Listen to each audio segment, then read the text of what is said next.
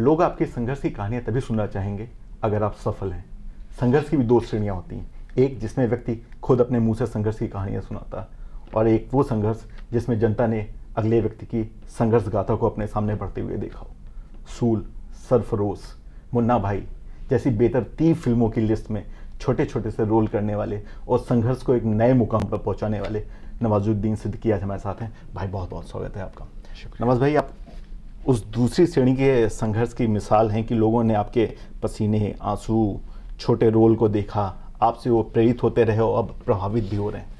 लेकिन जिस जगह पे आप हैं आज, जिस मकाम पे आप हैं, आप सबसे ज़्यादा क्या महसूस करते हैं? गर्व महसूस करते हैं अपनी सफलता में कि प्रसन्नता महसूस करते हैं कि आज इस जगह पे लड़ के आए हैं?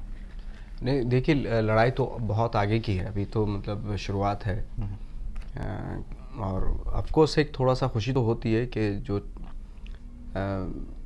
क्योंकि ऐसी चीज़ों से निकल के आए जहाँ पे एक्सेप्टेंस बिल्कुल नहीं थी, स्पेशली जो पर्सनालिटी, जो लुक है मेरा, उन सब चीज़ों को लेके इंडस्ट्री में जो है वो एक्सेप्टेंस नहीं थी। क्योंकि हमारे यहाँ जो माना जाता है वो हीरो जो होता है वो 6 फीट हाइट और गोरा चिट्टा होता है। तो उस चीज़ ने वो इंडस्ट्री में ही नहीं है, वो हमारे घर में भी था। मेरे मौसी, खाला वगैरह सब लोग बोलते थे काहे को अपना टाइम वेस्ट कर रहा है वहाँ पे, तेरी शक्ल ना सूरत है। तो वहीं से शुरू हो गया था वो। तो अगर जब इंडस्ट्री में जब 10-12 साल हो गए थे तो मुझे ज़्यादा दुख नहीं होता था, क्योंकि वो सब मैं सुनता वहीं से आ रहा था। तो इसलिए फाइटिंग बड़ी थी। डेफिनेटली मुझे पहले से मालूम हो गया था कि आसानी से कोई चीज़ मिलने वाली नहीं है। और जो पब्लिक ने आपको आंखों पे बैठाया, भगवान करे आपको ये लगातार मिलती रहे, ये बड़ी बात है जहाँ पे आप यहाँ पे हैं। लेकिन नवाज भाई, पिछले कुछ दिनों में इंडस्ट्री बहुत दो फाड़ दिखाई पड़ी, चाहे वो देशभक्ति के पैमाने पे तय करने पे हो, चाहे असहिष्णुता के मुद्दे पे हो, चाहे पुणे इंस्टीट्यूट की बात हो रही हो, चाहे लता मंगेशकर जी पे एक व्यक्ति की टिप्पणी के बाद भी बटी दिखाई पड़ी। लेकिन उड़ता पंजाब के वक्त वो चीज़ थी जब इंडस्ट्री एक सुर में खड़ी हुई और उसने अपना विरोध दिखाया। आपको क्या लगता है कि इंडस्ट्री में क्या रचनात्मक विरोध को तो अलग अलग स्वर हो सकते हैं, लेकिन जब एक जगह पे, एक फिल्म पे, एक कला पे चोट आती है तो सब लोग एक साथ खड़े हो जाते हैं? हाँ, इंडस्ट्री में एक बहुत अच्छा वो है, भाईचारा है। वहाँ पे बाकी चीज़ें मायने नहीं रखती, सिर्फ वहाँ पे एक आपके काम को सराहा जाता है, आपके काम की बातें होती हैं, और ये बहुत अच्छी बात है इंडस्ट्री में। आई थिंक ये एक ऐसी इंडस्ट्री है जहाँ पे चाहे कोई भी मज़हब का हो, धर्म का हो, कोई भी जात पात का हो, सब एक साथ एक प्लेटफॉर्म पे मेहनत करके एक फिल्म को बनाते हैं। नवाज भाई, आप ट्विटर पे किसी को फॉलो नहीं करते हैं, मैंने आपको देखा है। आप आम जिंदगी में अपनी या फिल्मी लाइफ में किसी को फॉलो करते हैं? या अगर आपको एक किरदार चुनना पड़े मांझी और फैसल खान में, तो किसको आप अपने ज़्यादा करीब पाते हैं? देखिए, हर किरदार का अपना अपना एक ख़ासियत होती है, हर किरदार अपनी ख़ासियत लेके आता है। अब जैसे किसी माँ से आप पूछें कि उसके 2 बच्चे हैं या 3 बच्चे, किसको ज़्यादा प्यार करती है, तो माँ तो सभी को प्यार करती है। तो मैं तो मांझी, और मांझी में बहुत मेहनत की थी मैंने, वो देखी भी। तो और रही बात फैज़ल खान की, उसमें फैज़ल खान में उसमें भी बहुत मेहनत की थी। वो एक्साइटमेंट दूसरा था उस वक्त पे काम करते हुए, पहला काम था मेरा बड़ा, वो एक्साइटमेंट था उसमें। और अनुराग कश्यप थे ऑफ कोर्स।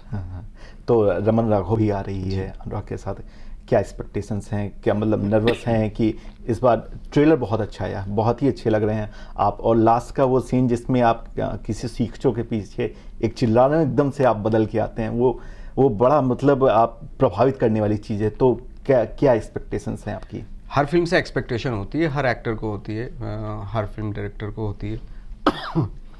मुझे भी है ऑफ कोर्स, क्योंकि ये हमने जो है फिल्म बड़ी मेहनत के साथ बनाई है। बहुत कम दिन थे लेकिन मेहनत बहुत ज़्यादा थी। 21 डेज़ में हमने कंप्लीट की थी फिल्म। सबकी मेहनत बहुत ज़्यादा है, तो सभी का, पूरे यूनिट का, पूरे सबका बहुत एक्सपेक्टेशन है इस फिल्म से।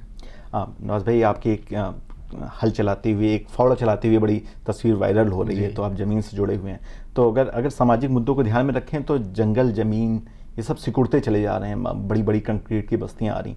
कैसे देख रहे हैं? प्रकृति में लगातार बदलाव हो रहा, बारिश के आगे बढ़ गई है, जाड़े के बड़े मौसम कम हो गए हैं, ये इस बदलाव से कैसे उबर सकते हैं हम लोग? ये बहुत डेंजरस है, बहुत डेंजरस साइन है एक्चुअली हमारी कंट्री में, कि जिस तरीके से बाढ़ आना और इस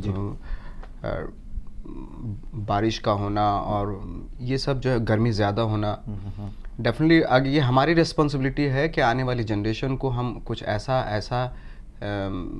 ऐसा कुछ दे के जाएँ जो वो क्योंकि हमें मिला था, अच्छा मिला था हमें, तो हमारा फ़र्ज़ है कि हम भी अच्छा दे के जाएँ अपनी जनरेशन को। तो उसके लिए ज़रूरी है कि ग्रीनरी और ये अननेसेसरी जो कंक्रीट जो चारों तरफ फैलाई जा रही है उसको थोड़ा सा उस पर गौर करना बहुत ज़रूरी है। नवाज भाई, आपके अगल बगल का पर्सोना इतना सीरियस क्यों रहता है? मतलब अगर मैं किसी भी कॉमिक रोल में कभी भी सोचूं तो मैं कभी आपको फिट नहीं पाता, तो ऐसा क्यों है? आई थिंक अगर आप देखेंगे, अगर आपने कोई भी फिल्म देखी हो मेरी, तो उसमें सबसे ज़्यादा कॉमिक एलिमेंट ही होते हैं। आपको बहुत हंसी आती है, चाहे वो बदलापुर का कैरेक्टर हो, चाहे वो बजरंगी भाईजान का हो, और चाहे वो कोई भी फैज़ल खान भी, इवन फैज़ल खान भी हर उस पर अपने डायलॉग पे लाफ्टर और क्लैपिंग ले जाता था। तो मुझे जो रिवाज है कॉमेडी करने का, उससे थोड़ी सी मैं वाकफियत नहीं रखता हूँ, ना मुझे पसंद है वो। कॉमेडी दूसरे तरीके से भी हो सकती है और बहुत 1000 तरीके होते हैं कॉमेडी करने के। सिर्फ एक चलन है वही ही नहीं है, जो सो कॉल्ड जो स्टैंड अप कॉमेडियन टाइप का होता है, वो भी मैंने बहुत किया। अच्छा। इवन मैं पहले कॉमेडियन था थिएटर के टाइम पे। मैंने आई थिंक 150 प्ले के आसपास कॉमिक प्ले किए थे, और मैंने डिसाइड किया था कि जब बॉम्बे जाऊंगा मैं तो कॉमेडी सीरियल या कॉमेडी कोई कॉमेडी वाली चीज़ नहीं करूंगा मैं। तो वो मेरे लिए बहुत इजी है कॉमेडी करना, सबसे इजी जॉब मेरे लिए कॉमेडी करना है एक्चुअली। ये जो आपने आज बात कही है, पहले कभी किसी इंटरव्यू में कही है? कई इंटरव्यू में की। अच्छा, मुझे नहीं पता, मैं तो अपने चैनल को ये क्रेडिट देने वाला था कि आपने मेरे साथ बात की। नवाज भाई, रईस में भी आप हैं जी, और कैसा लगा काम करने के लिए एक ऐसे स्टार के सामने जो टीवी सीरियल से उभर के आया और लगातार इंडस्ट्री पर राज कर रहा है? कैसे हैं शाहरुख खान साहब और कैसी है वो फिल्म? मैंने ऑफ कोर्स बहुत अच्छा लगा, बहुत हम्बल हैं वो काम करते वक्त, जो उनके साथ एक्सपीरियंस हुआ। हम लोग मुझे यही सबसे ज़्यादा अच्छा लगा उनके, वो बहुत ही हम्बल तरीके से काम करते हैं और बहुत ही अपनापन रखता है उनके साथ काम करने में। लखनऊ कैसा लगा आपको? लखनऊ तो ऑफ कोर्स, चूँकि मैं यहाँ पे बहुत पहले भी रहा हूँ और यहाँ से मैं 2 साल का कोर्स करके गया था BNA से गोमती नगर। इस वक्त पे तब तो कुछ भी नहीं था, खंडर था, बिल्कुल रेत था यहाँ पे। मैं तब आई थिंक 91-92 में यहाँ रहा हूँ। अच्छा। हाँ, तो लखनऊ से तो बहुत पहले की वाक़फ़ियत है, और पहली शुरुआत थिएटर की मतलब ऑलमोस्ट शुरुआत मैंने यहीं से की थी।